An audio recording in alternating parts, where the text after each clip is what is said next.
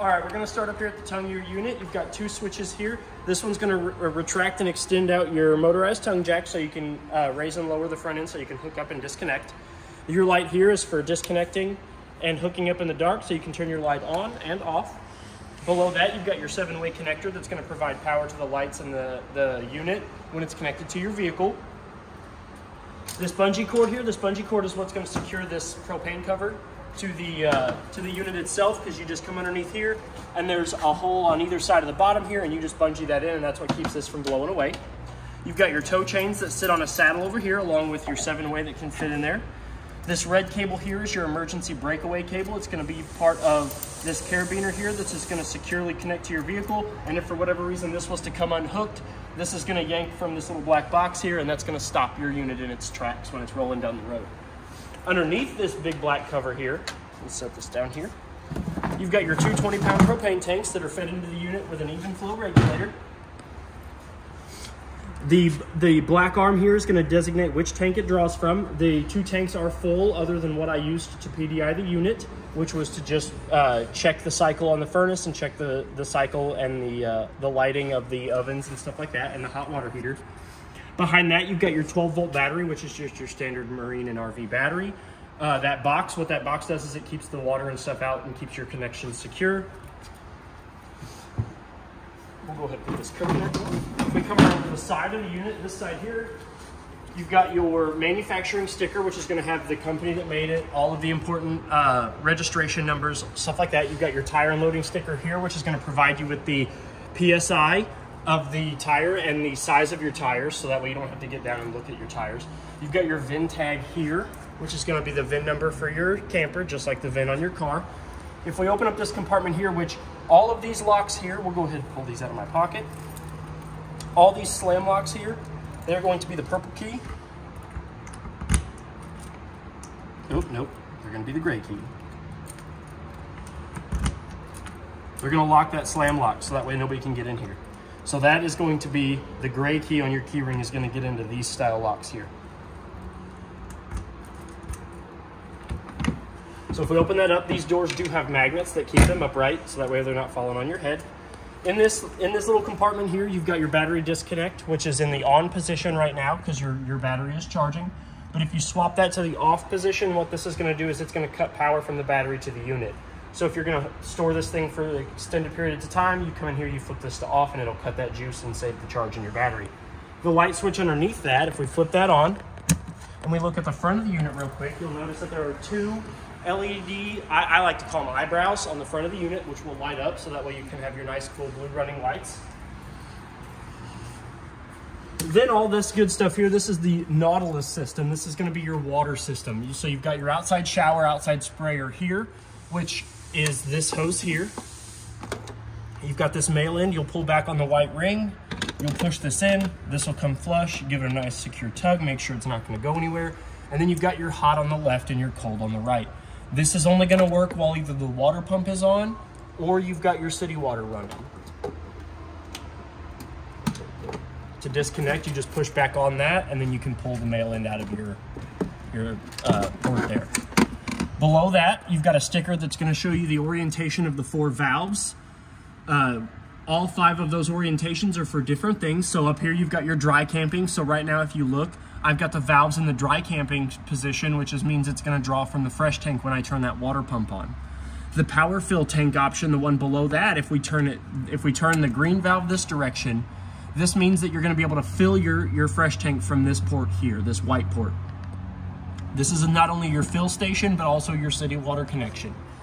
The middle diagram is your city water connection. I was wrong, I don't have it in the power fill station. I've got it in the city water connection. So if we look here, all the valves match up to the orientation of the city water. Now if I hook my hose and regulator up to this, it's going to allow me to use the water to all of my fixtures in the unit from the city water connection.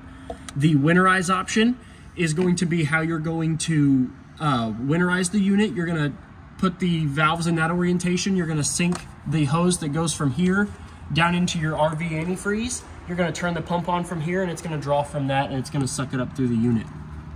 Then you've got your siphon, which is to sanitize or fill your fresh tank with like cleaning agent if you want to do that. So this bypasses your hot water heater. This one does not.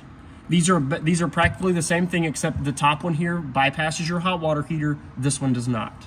This one will fill your fresh tank, and it will allow that cleaning agent to run through the hot water heater as well. So down below that, like I said, your white valve here is your city water inlet and your fresh tank fill inlet. That's where you're gonna hook that hose and regulator up to. And then this black valve here, this is your black tank flush. This is what you're gonna hook that same hose and regulator up to when you wanna clean out your black tank. When you're using this black tank flush though, you wanna make sure that your black tank valve is open and the tank is empty.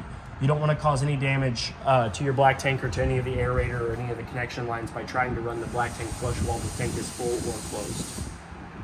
The button up here with the little red light underneath it, this is how you can turn your water pump on and off from the outside of your unit if you're gonna winterize it or de-winterize it. Now, I will say if you turn this on, this does get bypassed by the master water pump control on the inside. So you can turn it on from the inside or you can turn it off from out here, but this light will come on even if the water pump is on the inside. So you just kind of make sure you can't turn it off from out here if you've turned it on from the inside. You have to turn it on and off from the inside if you want to register it from the inside. You can turn it off and on here from out here. So if you have it on the inside switch and you're trying to turn it off out here, make sure you turn it off on the inside switch first before you try turning this one off as well. You do have a port here so you can run your cables and hoses up through the unit so you can keep this door closed if you are camping in the cold or the winter or the elements. And then these next two little coaxial cords here for your outside cable and satellite. So if the park or campground that you're staying at is providing you with cable or satellite services, you can hook up your coaxial from their unit to this unit, and then you'll get your TV provided services to the inside of your unit. So we'll go ahead and close that. Like I said, this is the gray key. All these slam locks here, these black locks, these are going to be the gray key on your key ring. So if we look up underneath here, it says freshwater drain. So if we look up underneath the unit real quick, you'll see that there are two blue hoses. The one with the black valve at the end of it that is currently dripping, that is your fresh tank drain. That is how you're going to empty your fresh tank when you're ready to travel.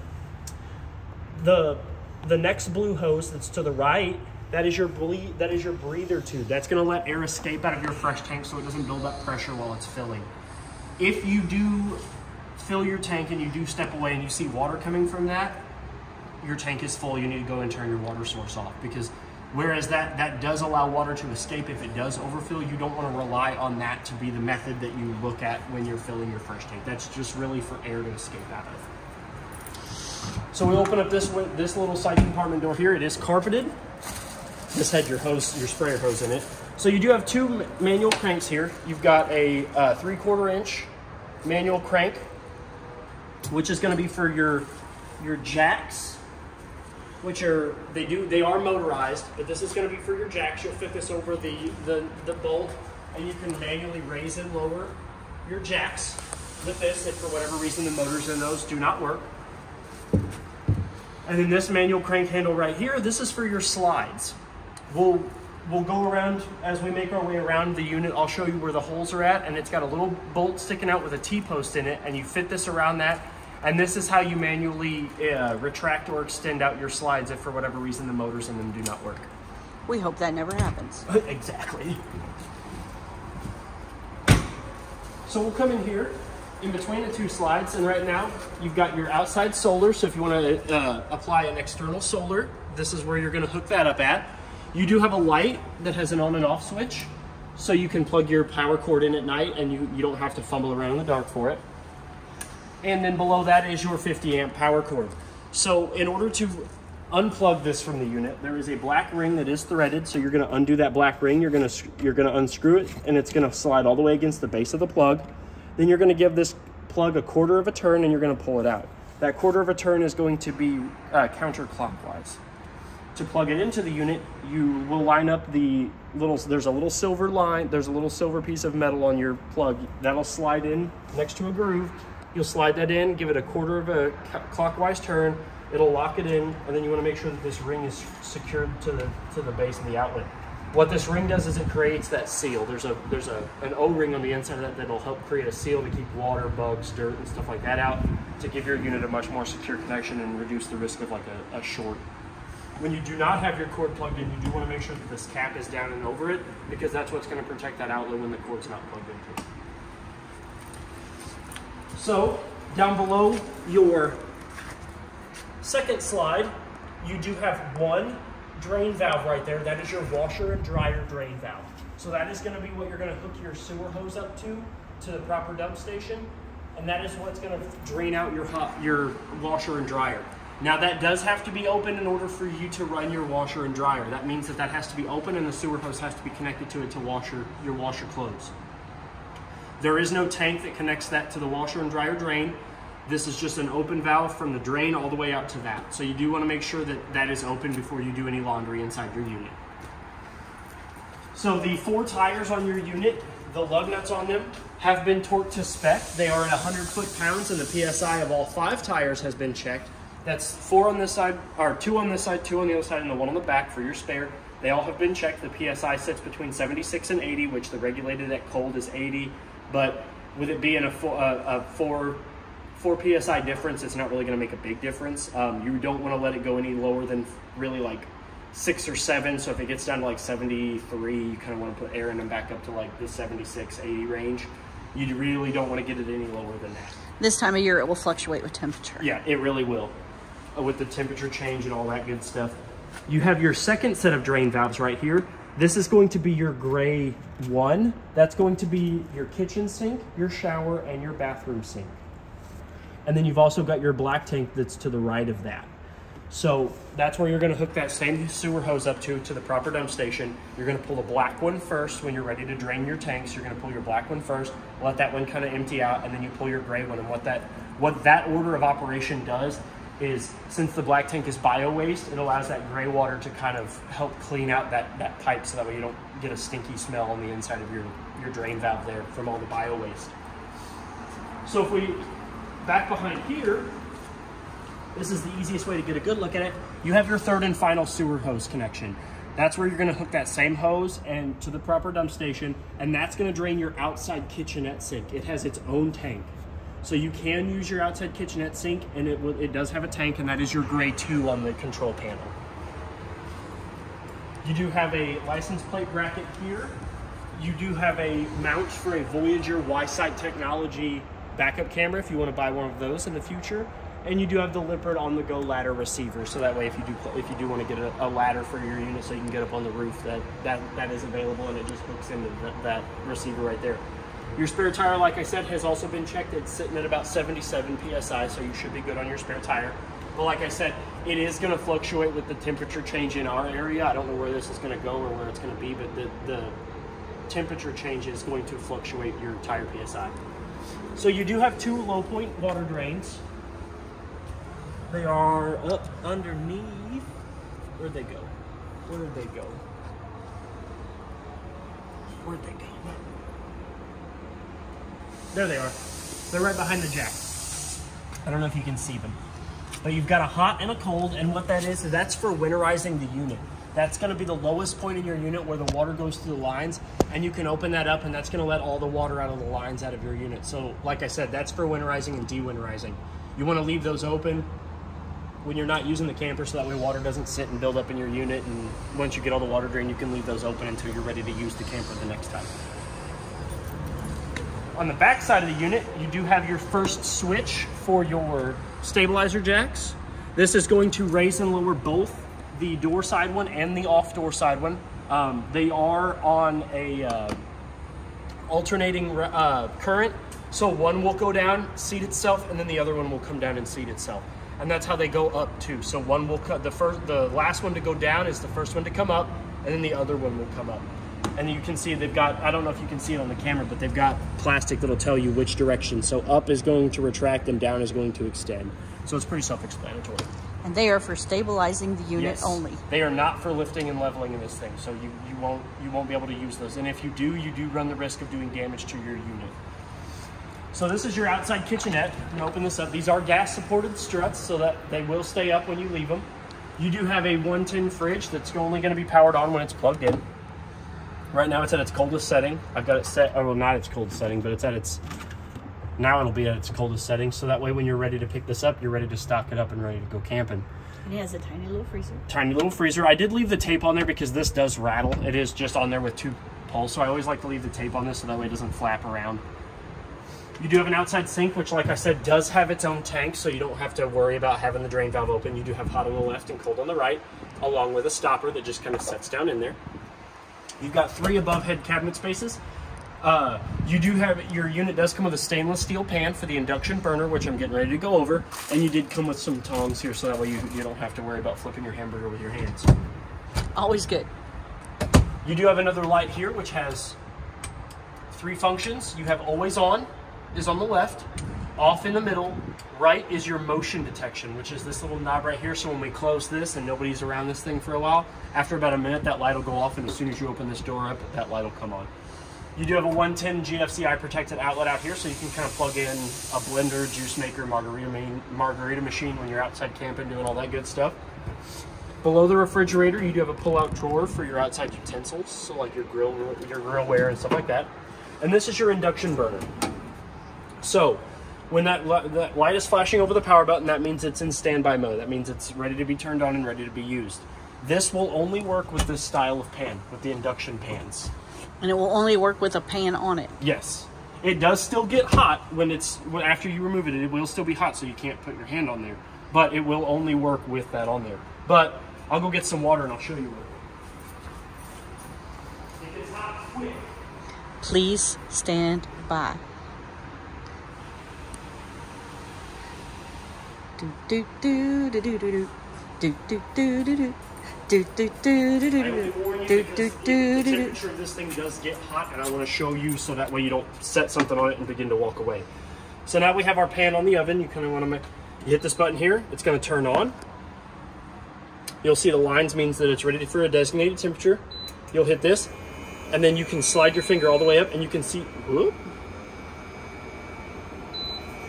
you can see that it will get all the way up to 1800. Very cool. You can hear it kick on. And we learned you have to have a pan on it, because the last time we did this, we didn't have a pan on it, and it just gives you an E. Yep. So if you see an E, it's because you don't have a pan on it. Yep. And then we'll kind of look, you already see the little swirly things. Yep. Because the water's already hot. It's already getting hot. Yep. Things you could play with on your RV. Yep, and you can already see the bubbles starting to form at the bottom of the pan because it is starting to boil already. So like I said, if you plan on doing something else, this is how cool your camper is. Yeah, just be careful. Things you can show your friends. Don't walk away from that thinking that you've got time to go and do something else while you're heating up something in your skillet. Because you don't have time. Nope. You're going to cook so fast, it's just not even funny. Yep. You can already see the steam building on the side, and you can already see the bubbles forming at the bottom of your pan. So this thing boils water really quick. And I don't think this pan is anything special other than just stainless steel. I think any sort of stainless steel... It has to be a special induction pan. It has to be an induction pan. Okay. That's why they give it to you. That's why you get the special pan with your induction burner. And we have boiling water for it, folks. Yep. So in order to turn it off, we just hit this button again. It'll go back to that red flashing light. And as you can see, I mean, I don't know if you can see it well on camera, but you do have steam coming off that water, so it is hot. Super hot. Hot pan.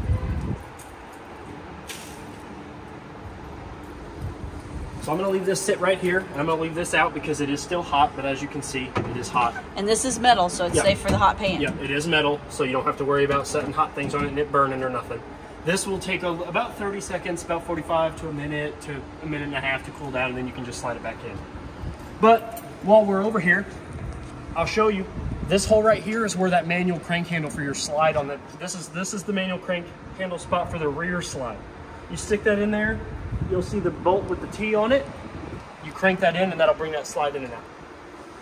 You do have 2 outside speakers that are going to connect to your stereo on the inside, so you can listen to your music on the outside. You've got your outside TV outlet here, which is going to provide TV service out here. So you hook up to get TV service up there, and if you want to watch TV out here, you hook up to this and then to your TV, and then you'll get your, whatever you're getting on the inside will be on the outside as well. And then you've got 2 GFCI protected 110 outlets out here, along with a TV mount spot, which the TV mount on that can actually come off and fit on this. They do that purposely. And then this is your rail for, if you do get a rail mounted outside grill or something like that, you can sit it on this, and you do have an LP disconnect for another outside flat top griddle or any other sort of LP device that you can use on that rail. In order to hook up to this, you'll push back, expose the ball bearings, fit the male end of the LP quick connect hose into that, fit it in flush, let this slide back, give that hose before you hook it up to the appliance, give it a nice little tug to make sure it's secure, and you'll take this black valve here and you'll bring it forward, which will also lock the ring from going anywhere, disconnecting, and this is what's going to draw your propane from your unit.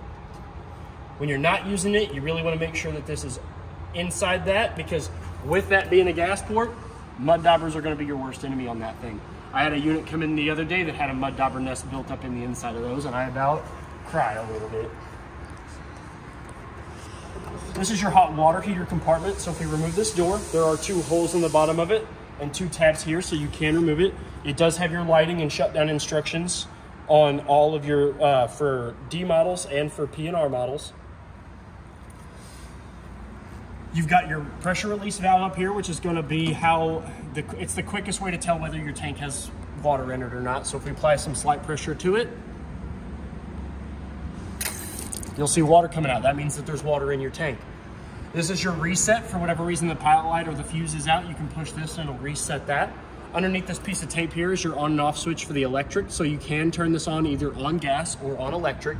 If you want to light it on gas, that is on the inside of your control panel. If you want to light it on electric, you can come out here and flip this from off to on, and that'll turn that electric heating element on. I will say that if you try to heat it with electric, it will take a lot longer to heat up on electric than it does gas. So what I like to recommend to folks, if they like to use their electric hot water heater for a while, light it on gas first, let it get good and hot, flip that on, let it sit, and that'll help keep that temperature higher. You do have a 1 1/16 socket there for your anode rod. What that is it's a steel rod that goes up into your tank, and it helps eat out all the impurities in the water before it does damage to the inside of your tank. And that's what you use to drain your water heater. Yep. Yep, that'll come out and that'll drain super quick.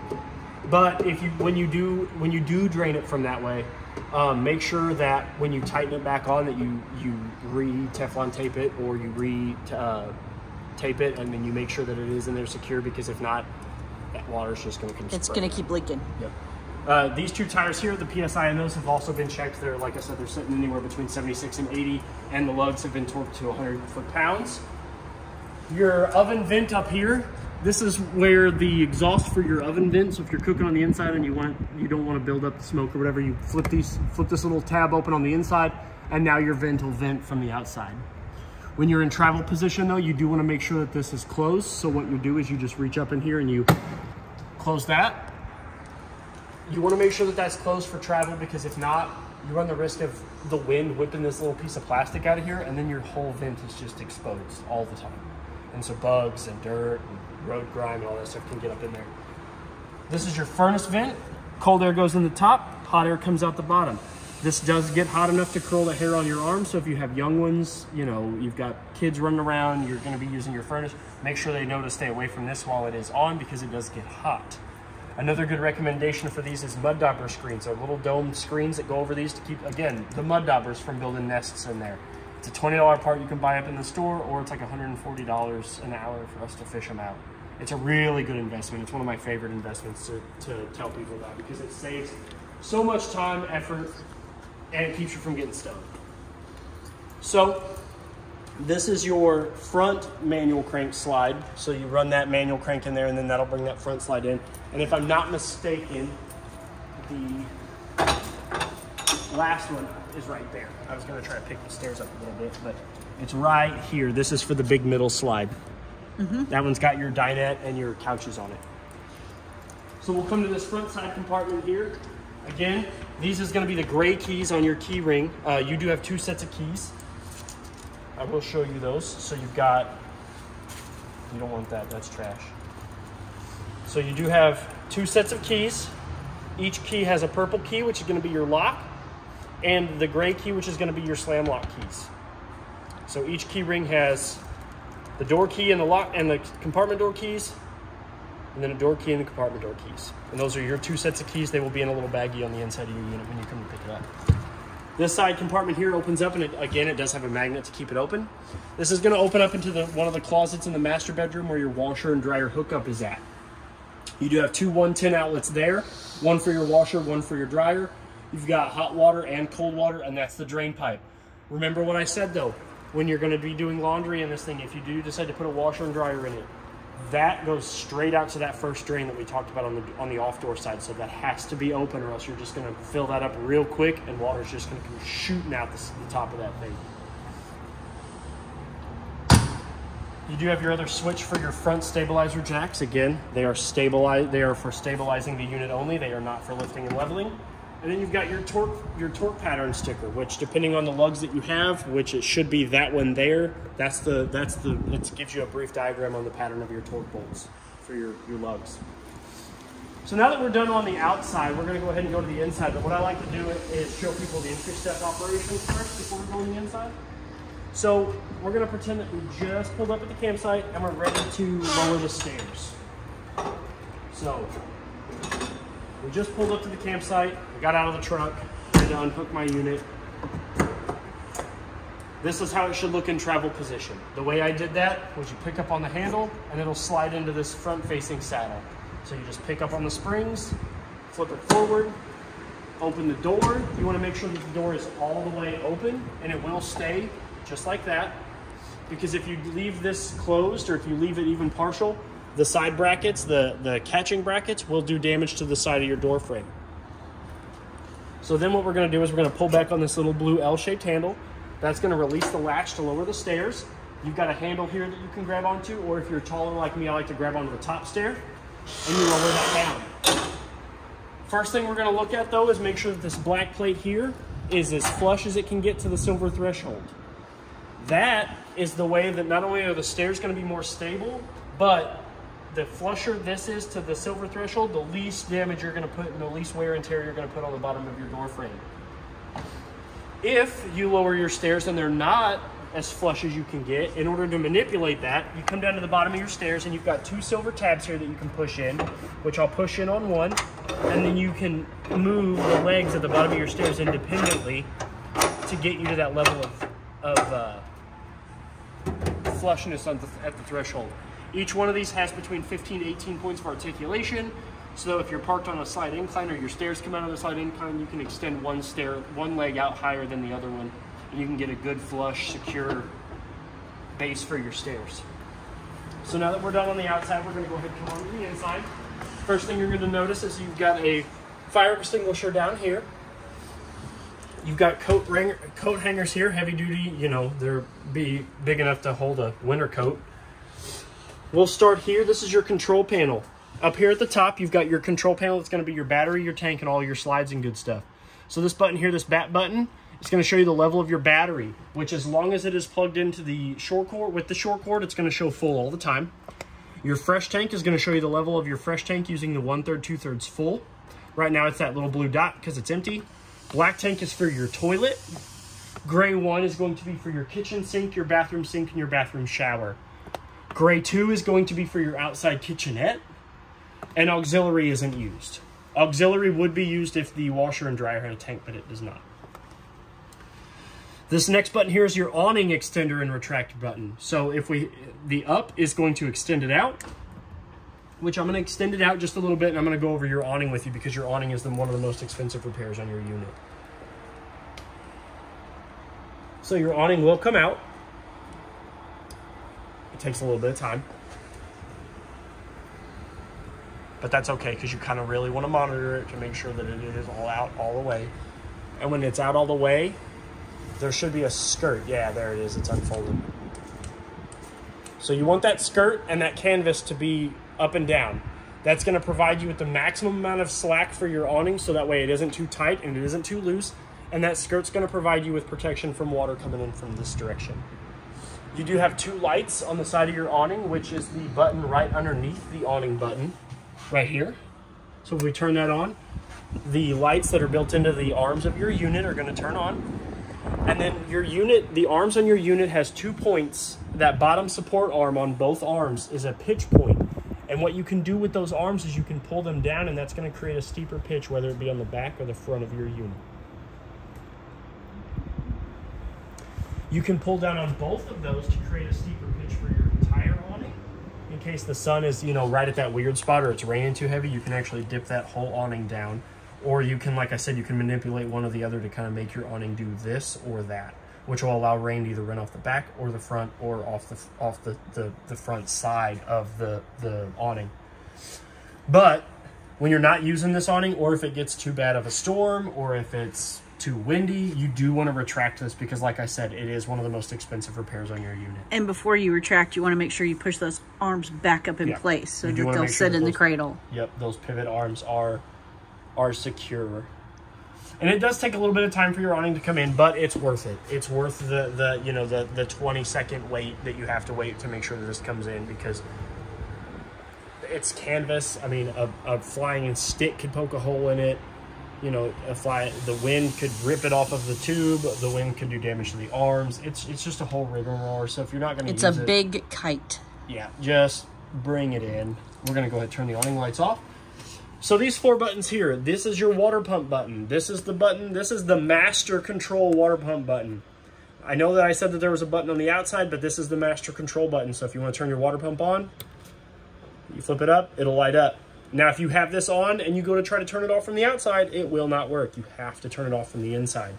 One switch at a time is the way I would just work that. If you're going to use the outside switch, use the outside switch. If you're going to use the inside switch, use the inside switch. You can't do both.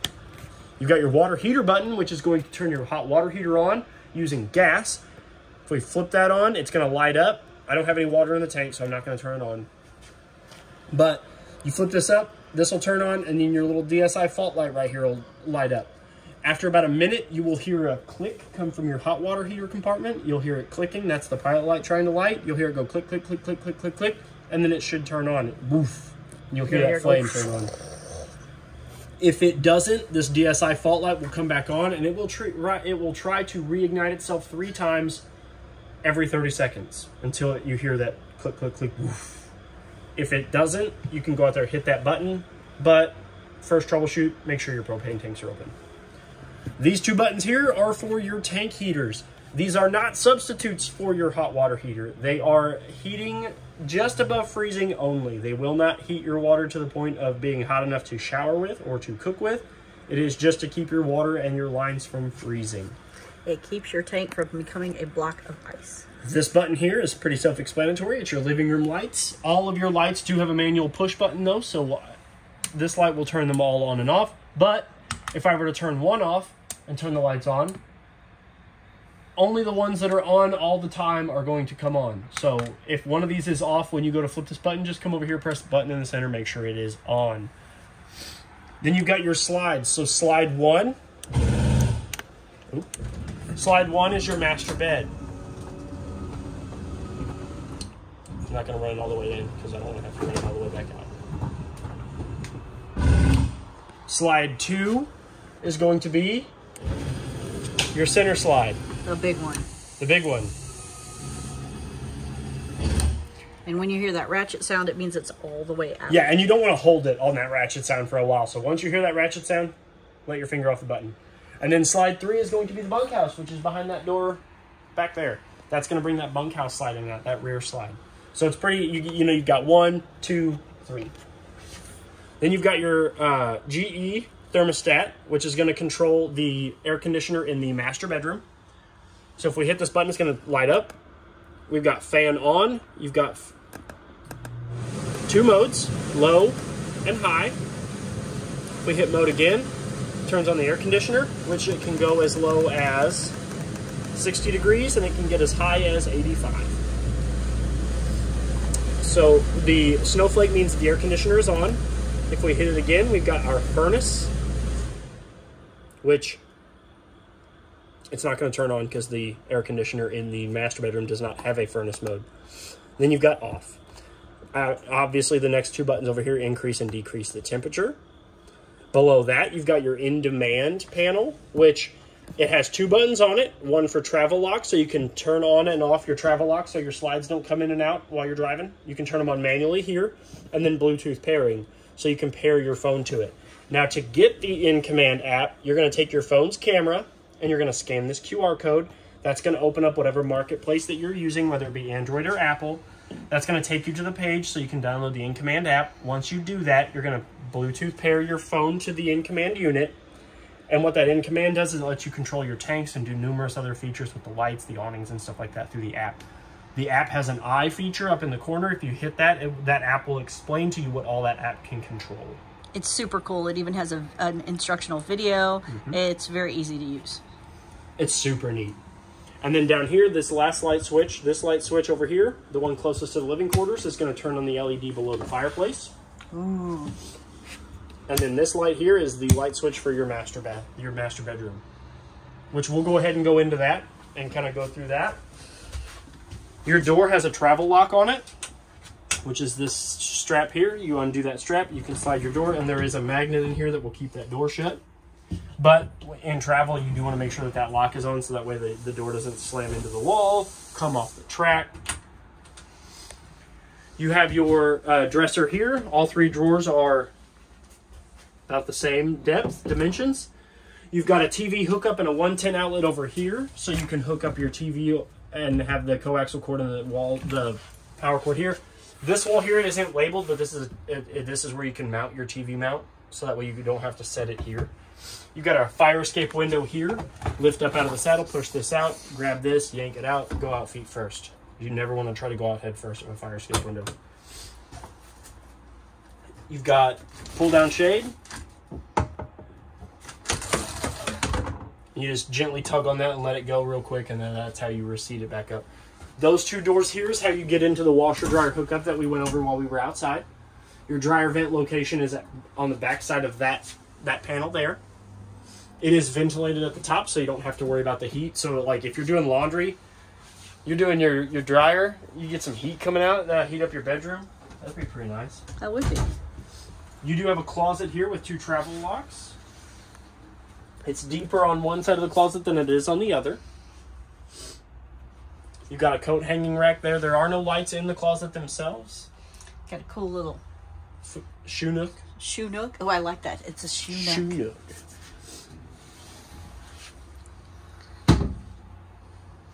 And then you do have travel locks. So essentially your doors need to be in this orientation because this is your lock here. So you'll push that here. That'll clap. In order to open it up, you just kind of grab and pull it. And then this one will lock into the one on this side. And this is going to keep your glass mirrors from shifting around while you're in the driving position. This light here controls the lights above your closet. You do have the same two style shades over the windows here. These do open up with a pull tab in the center to slide open. So if you're, you want to listen to the crickets or the peep frogs or something while you're sleeping out in the woods, you can do that. You've got an above head storage. It is a pass through, so all of these are connected. They just have three separate drawers. You have a little shelf up here with a USB port that does pull about 5 volts, so it will charge a phone just like the outlet at your house will. And you've got two manual lights above each side of the bed. One over there and one over here. Underneath the bed, we lift up on the base of the bed. You do have storage up underneath the bed. Big, large tote so you can hide people if you really want. Play hide and seek. And they are gas supported, so when you go to lower it down, you do have to apply a little bit of force. So we're done in the master bed, so we're going to come out here, turn this off. We'll start here at the TV and work our way around. You've got above head storage up here, which is going to be, you are prepped for Wi-Fi. Your unit is prepped for Wi-Fi. That's a Wi-Fi extender. Very nice. You've got your television here, which if we pull out, because it is on an arm, so it does come out. I can show you the outlets. So on this side over here, you've got an HDMI port, so you can get like HDMI stuff outside. So like if you want to watch something, you can just your standard HDMI port plugs right into the wall.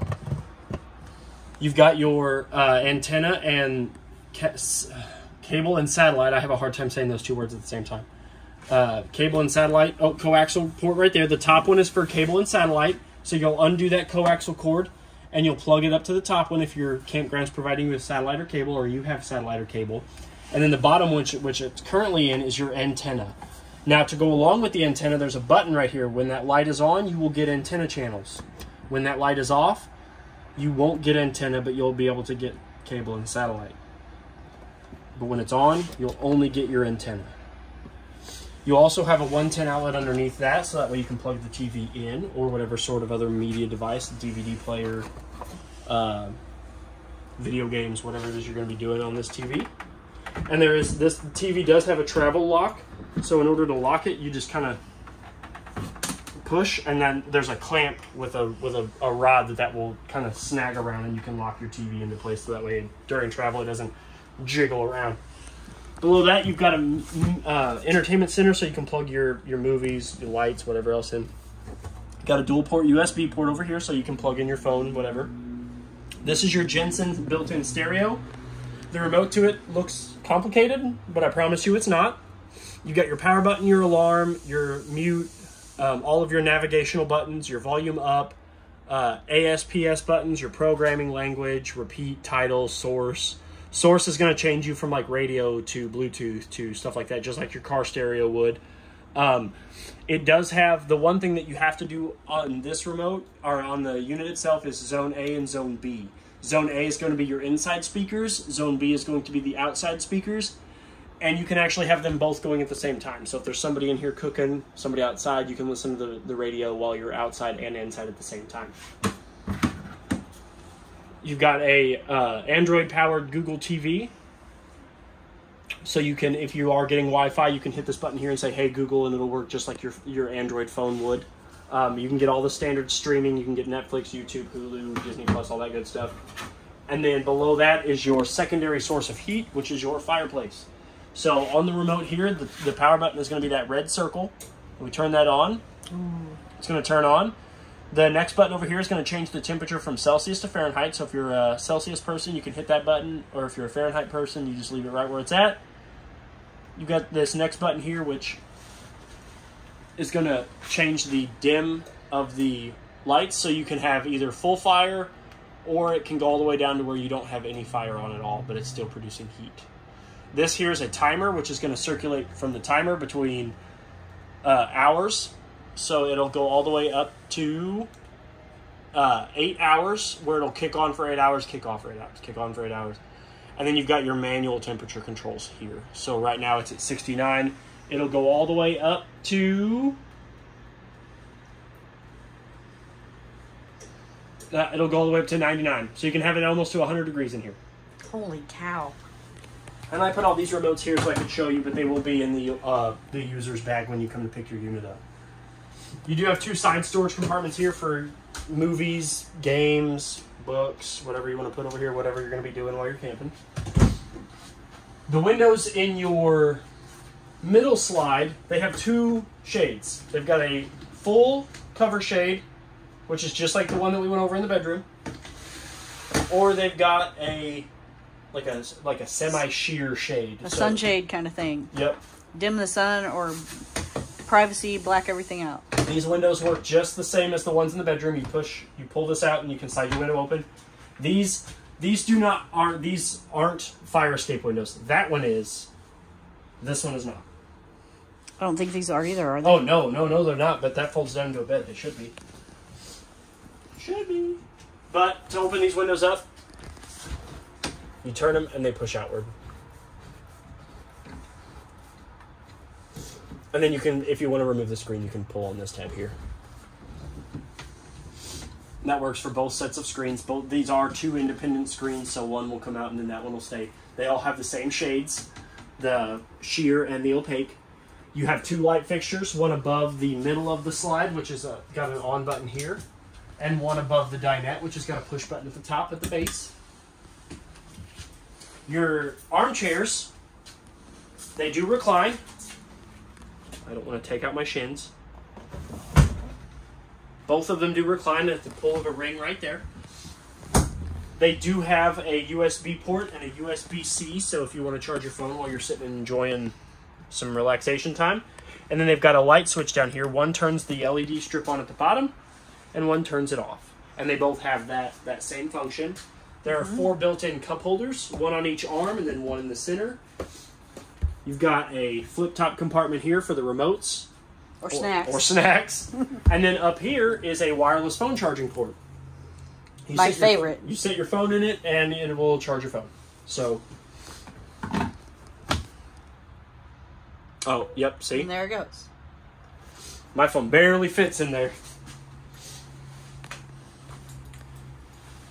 The dinette, now that we're over here, the dinette has 2 storages underneath. And these are your, you also have little tables. Yes. That can go in your armchair. Yes, they do. Those will fit into the cup holders. The smaller of the cup holders. Because then they will swivel in and you'll have, each person will have their own... like a TV tray. Like a TV tray, yep. This tabletop comes off. It comes off. These feet come off. They unscrew and they come out. And these cushions can come out. They are Velcroed. I didn't pull the Velcro off because I didn't know if you would want me. That was at your leisure. But these come out. These will slide in to create a cushion for the bed. And then these will lay flat here to create another sleeping quarters. You can also get into the storage from... Oh, nope. These are... Oh, no, yep. Yep, you just pull this little... Yep, and you can get into your bottom storage. They give you a handy little strap.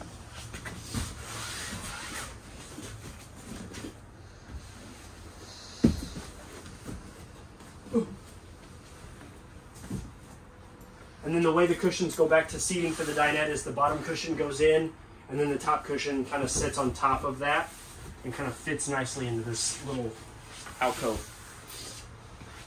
So you got your Ever-Chill dual open refrigerator. It can open from this side with the touch of the handle.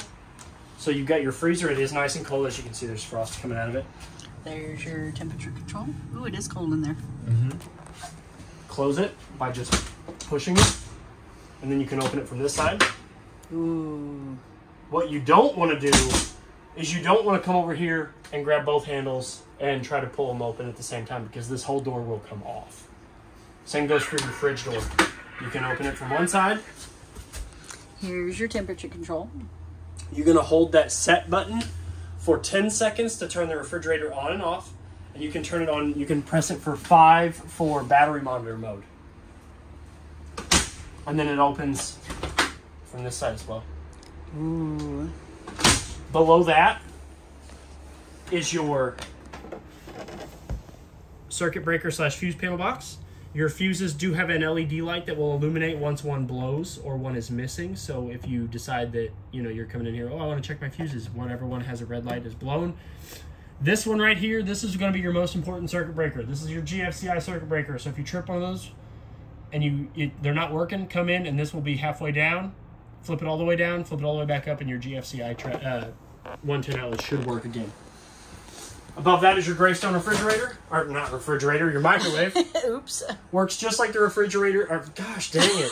Works just like the microwave in your home. It does not work like the refrigerator. It doesn't work like the refrigerator. It works like a microwave. It heats things up. It works like a microwave. It would do a very poor job as a refrigerator. But it works just like your standard glass top spin table microwave in your home.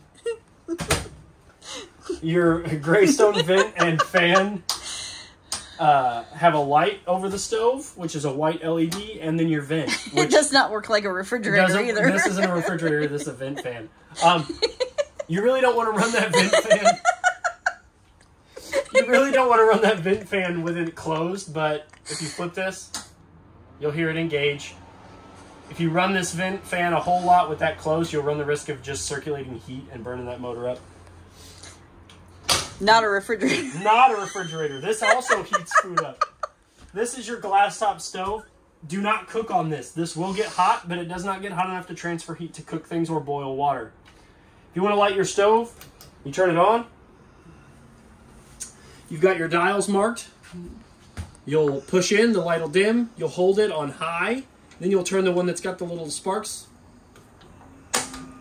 Your burner will turn on. Leave this pressed in for about 3 to 5 seconds, undo it, and then you can manipulate the temperature of your burner. That works for all 3 burners and your oven. So if we open the door to the oven, and I press in the oven knob and turn it to the little flame, and the light, you'll see the light dim, then you'll see the, I don't know if you can see it from that side. Yep. You'll see that sparker. There it goes. There's the pilot light. Hold that in for about 3 to 5 seconds. Let it loose. then you can manipulate your oven temperature. You'll watch the blue flame kind of run down the runners, light all the way up. There it goes. It will take a second for them all the way to come up. I'll let this run for a full cycle too.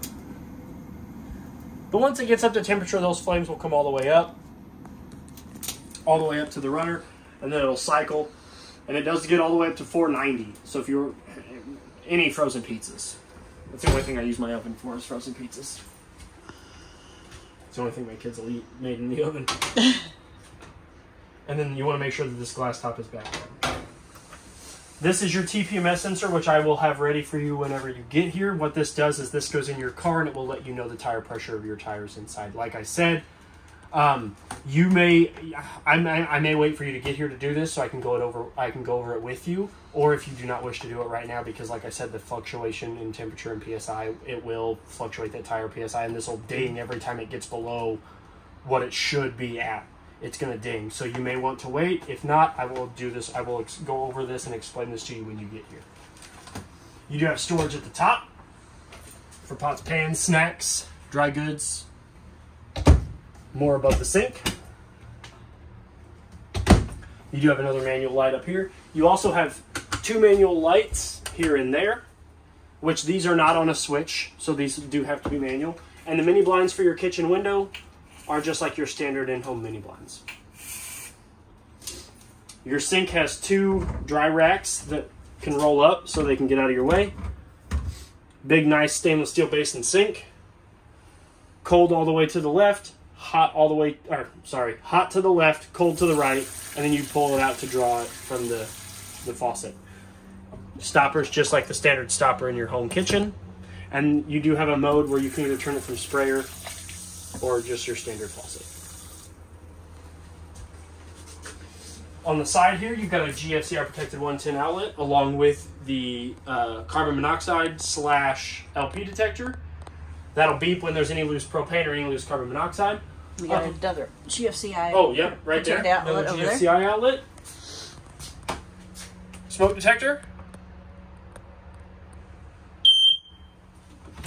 Here's your other thermostat. That's your other general. It works just like the one for the bedroom. So you've got your mode, your fan, your air conditioner, and your furnace. This furnace does work.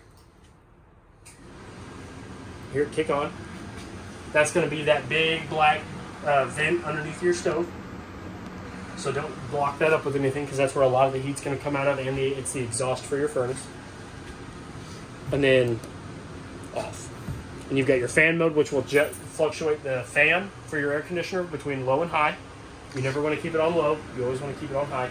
And notice we turned it off, but it's staying on. It's going to stay on for 5 minutes or so because it thinks we turned it on, so it's cooling down. Yeah. We got your bathroom. Light switches on here on the right side of the wall. 2 more towel racks, just like the ones by the front door.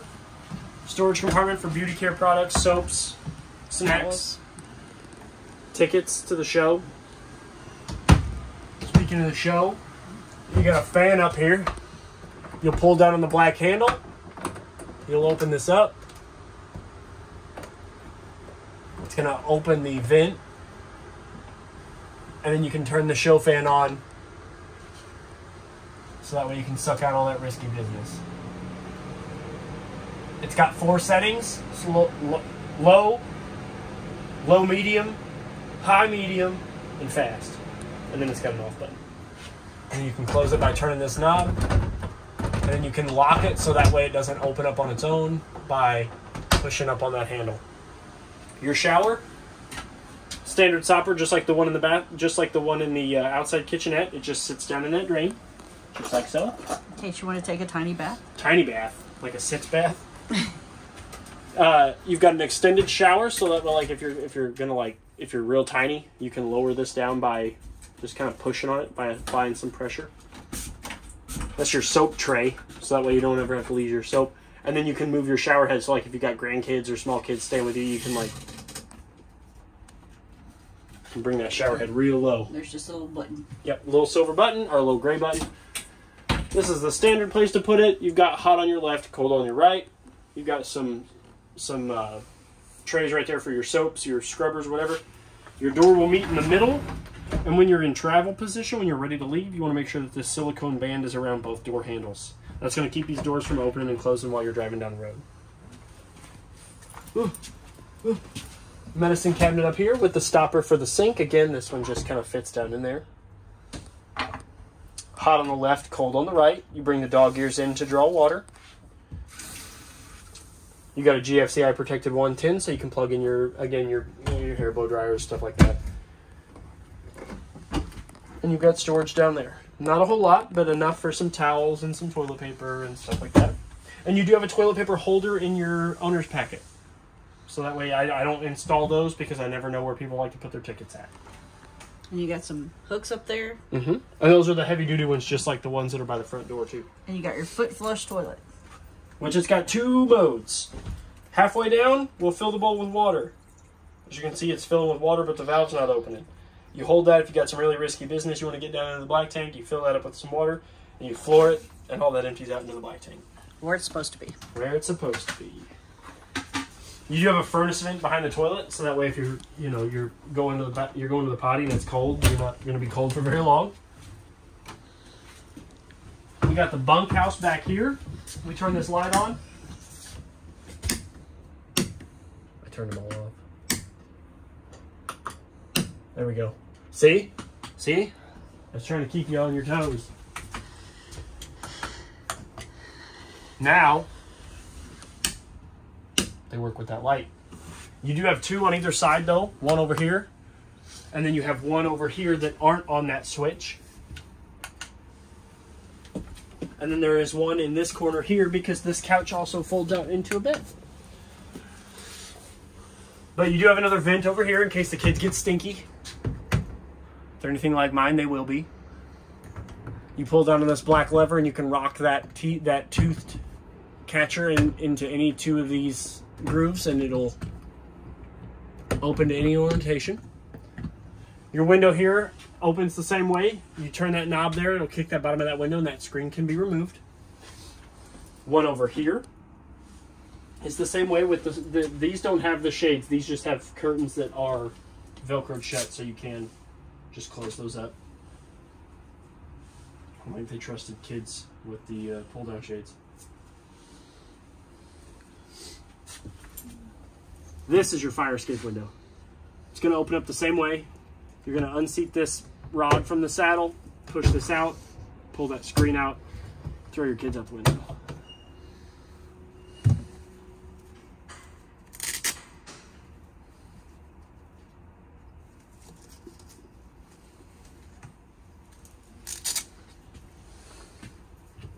Behind us, underneath that first bunk, you do have a spot for a TV and a 110 outlet.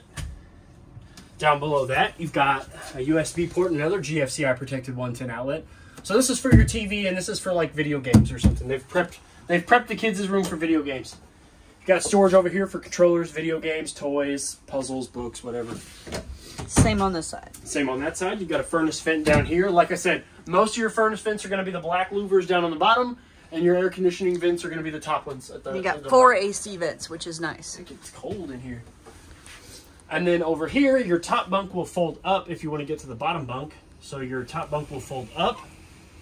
And then you've got 2 push tabs that will lock into the wall on either side. That'll keep that top bunk up and out of the way. So if the kids want to play, kids want to play Mario Kart on their Nintendo 64 or whatever, they can sit, play TV. You do have a ladder for getting up and off of either bunk. I didn't attach it because I didn't know where you wanted to go with it, but it will latch on to the rail, which both of these have a rail. Up here there's also an indent so they can attach the ladder and you can get up and down off of the bunks easily. And then that has to be stowed for travel, right? Yes, it does have to be stowed for travel. Probably the easiest is under the bunk pad, right? Mm-hmm.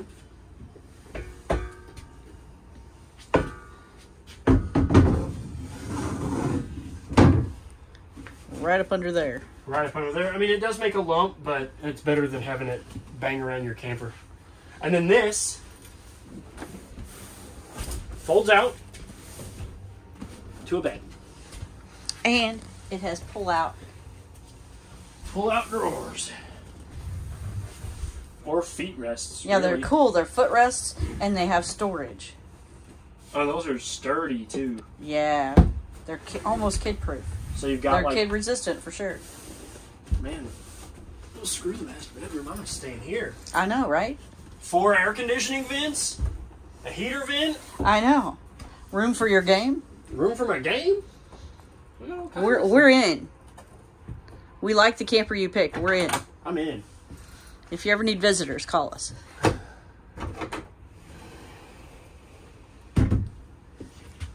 For travel, you really want this up, but you definitely don't want to leave it down, and especially if you're going down bumpy roads, because you're going to hear that from the outside. Because all this is just like rubber bump stops.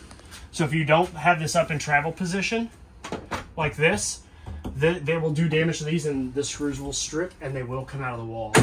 So when you're in travel position, just put it up like that. But you want to make sure that the lights are off first. So I'm going to make sure all these lights are off. And I'll make sure this one's off, because I don't think I turned that one off.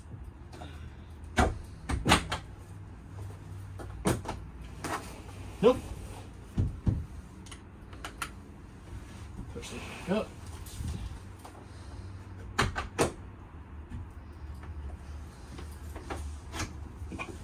Now we're good to go.